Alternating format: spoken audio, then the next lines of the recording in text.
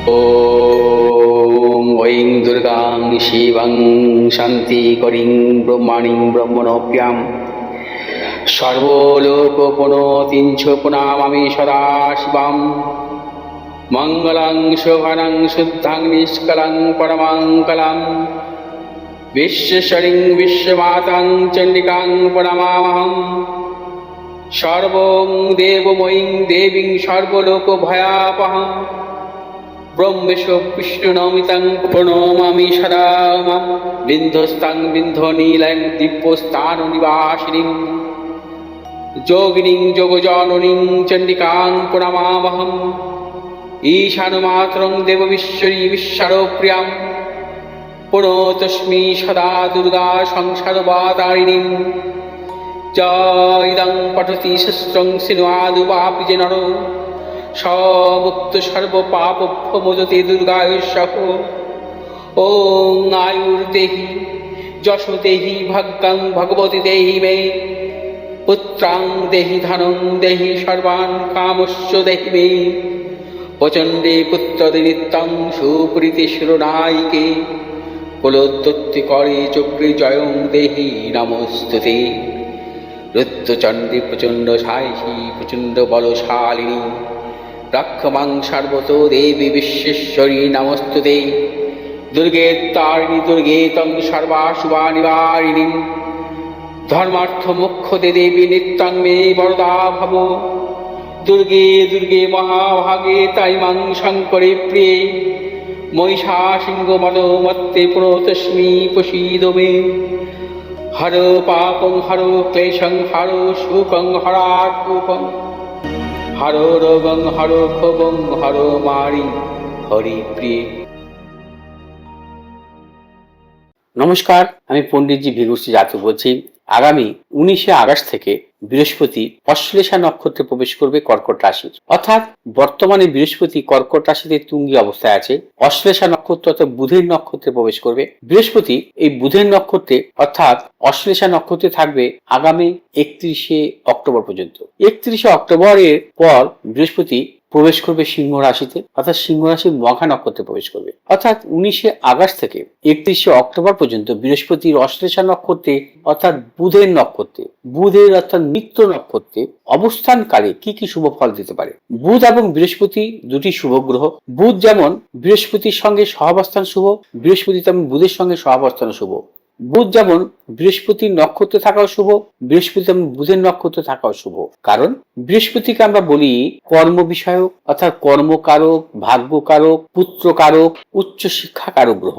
এবং বৃহস্পতি হচ্ছে শুভ অবস্থা থাকলে সেই জাতক জাতিকা অত্যন্ত মেধাবী হয়, জ্ঞান পাণ্ডিত্য বিভিন্ন বিষয়ের উপর তাদের পাণ্ডিত্য থাকে। এছাড়া বৃহস্পতি যখন শুভ অবস্থা থাকে তখন তার কর্মজীবন আসে সম্মানজনক। বৃহস্পতি শুভ অবস্থা থাকলে তার অর্থনৈতিক জীবনও খুব সাফল্য আসে। বৃহস্পতি শুভ অবস্থা থাকলে তার কর্মজীবন বিষয়ক নানা রকম সম্মান প্রাপ্তিও ঘটে। তেমনি বুধ হচ্ছে উচ্চ শিক্ষার কারক গ্রহ। বুধ যদি শুভ অবস্থা থাকে সেই জাতক জাতিকা অত্যন্ত মেধাবী হয়, কারণ বুধকে আমরা বুদ্ধিকারক বা মেধাকারক গ্রহ বলে থাকি। বুধ শুভ অবস্থা থাকলে সেই জাতক জাতিকার যেমন উচ্চ শিক্ষা হয় তার তেমনি অত্যন্ত সে বুদ্ধিমানও হয়। অতএব বুধ এবং বৃহস্পতি এই দুটো শুভ গ্রহ যখন সহাবস্থান ঘটে তখন সে জাতক জাতিকা তার এডুকেশন লাইফে অর্থাৎ উচ্চ শিক্ষার ক্ষেত্রে প্রবল সাফল্য পেয়ে থাকে। বুধ বৃহস্পতি যুক্ত থাকলে দেখা যায় সেই জাতক জাতিকা মূলত বিশেষ করে গবেষণামূলক পড়াশোনার ক্ষেত্রে বেশি সাফল্য পেয়ে থাকে। বুধ বৃহস্পতি সহাবস্থানের ফলে একাডেমিক লাইনে কিন্তু সে জীবনে সাফল্য পায় বা কর্মজীবনও তার আসে,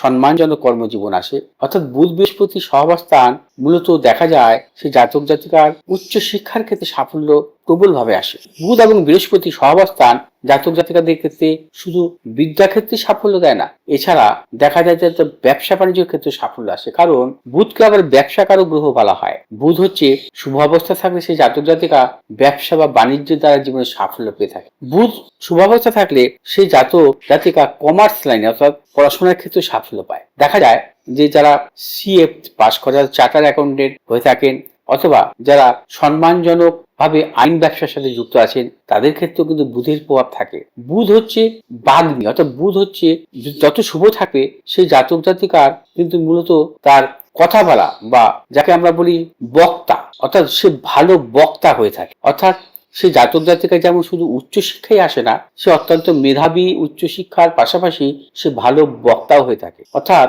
বুধ শুভ অবস্থা থাকলে দেখা যায় সে জাতক জাতিকা মূলত তার কর্মজীবন অর্থাৎ আইনি পড়াশোনার ক্ষেত্রে বা আইনি প্রফেশনের ক্ষেত্রে কিন্তু সে জীবনে প্রবল সাফল্য পেয়ে থাকে তার বুদ্ধিমত্তার জন্য। অর্থাৎ এই বুধ বৃহস্পতি সংযোগ জন্মকালীন জাতক জাতিকাদের অত্যন্ত শুভ ফল দেয়, যেমন তেমন বৃহস্পতির বুধের নক্ষত্রে থাকা অত্যন্ত শুভ ফল দেয়। এই বৃহস্পতির বুধের নক্ষত্রে অশ্লেষা নক্ষত্রে 31 অক্টোবর পর্যন্ত যখন থাকবে, বিশেষ কিছু রাশির জাতক জাতিকাদের ক্ষেত্রে কিন্তু তাদের এডুকেশন বা উচ্চশিক্ষার ক্ষেত্রে সাফল্য দেবে। সেক্ষেত্রে কোন কোন রাশির জাতক জাতিকাদের ক্ষেত্রে উচ্চশিক্ষায় সাফল্য দিতে পারে? মূলত কন্যা রাশির জাতক জাতিকা ক্ষেত্রে প্রবল সাফল্য দিতে পারে, তুলা রাশির জাতক জাতিকাদের ক্ষেত্রে এবং বৃশ্চিক রাশির জাতক জাতিকাদের ক্ষেত্রে। কন্যা, তুলা, বৃশ্চিক রাশির জাতক জাতিকাদের সাফল্য, মকর রাশির জাতক জাতিকাদের ক্ষেত্রে সাফল্য দিতে পারে এবং মীন রাশির জাতক জাতিকাদের ক্ষেত্রে সাফল্য দিতে পারে। অর্থাৎ বৃহস্পতি বুধের নক্ষত্রে থাকাকালীন ব্যবসা, বাণিজ্য, উচ্চশিক্ষা ক্ষেত্রে 19 আগস্ট থেকে 31 অক্টোবর পর্যন্ত কন্যা রাশি, তুলা রাশি, বৃশ্চিক রাশি, মকর রাশি এবং মীন রাশি জাতক জাতিকাদের ক্ষেত্রে অত্যন্ত শুভ ফল আশা করা যায়। দর্শকবৃন্দ, এই ধরনের ভিডিও নিয়ে আমি আবার আসবো, কারণ আমি প্রত্যেকটি গ্রহের গোচর ফল নিয়ে কিন্তু বিশেষ করে আমি আপনাদের সামনে তুলে ধরি এবং গোচর যদি কখনো শুভ অবস্থা থাকে, সে জাতক জাতিকার জীবনে কিন্তু সাফল্য দেয় যদি তাদের দশান্তর্দশা যদি অনুকূলে থাকে। অর্থাৎ এক্ষেত্রেও ঠিক তাই, কন্যা, তুলা, বৃশ্চিক, মকর, মীন রাশির জাতক জাতিকাদের যেমন গোচর ফল শুভ অবস্থা আসবে, তাদের যদি দশান্তর্দশা অনুকূলে থাকে তবেই কিন্তু তাদের শুভ ফল আশা করা যায়।